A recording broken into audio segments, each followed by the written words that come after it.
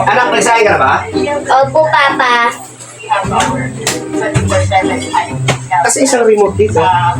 Ay, di ko po alam. Ba't sa akin ka po nagtatanong?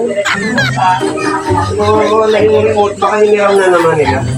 Kaya? Opo, di ko po alam sa kanila. Bakit nandito ito? Eh, dyan nilagay ng kapatid ko. Di ko yung kasalanan yun pa. Saan ka nailagay yun?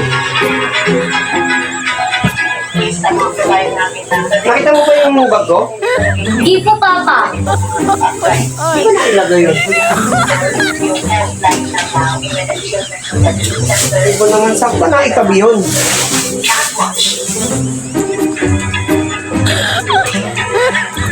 Hindi mo ba nakita yung bag ko? Hindi nga po. Gagawin ko sa bag ko. Ay, nako.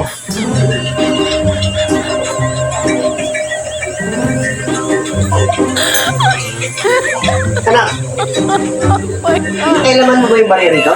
Ha? Pinakialaman mo ba yung barya dito? Papa, di ko po marinig. Sinabi ko kasi pag maliligo, kalinisan mo rin yung tenga mo dahil makakahuli yan. Ang sabi ko, pinakialaman mo ba yung barya ko dito sa bag?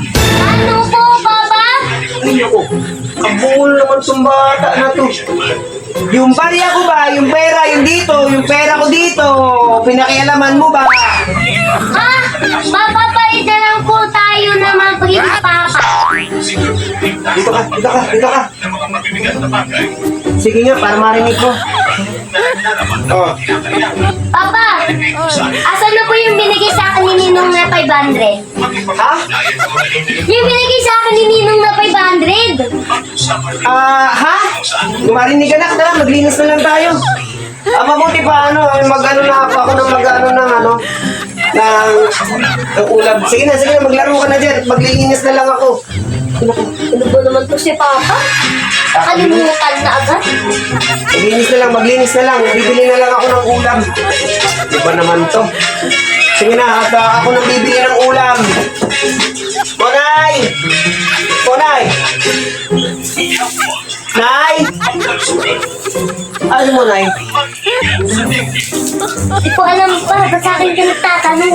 Ay, naku, bata na to. Ako na lang din ang bibili. Pa! Ano pa? Sinabi ko pa yung pamasko 500 ni Ninong. Ay, hindi ko marinig talaga. Huwag na, kalimutan na natin yun. Ang gawin mo, anak, magsinaing, ha?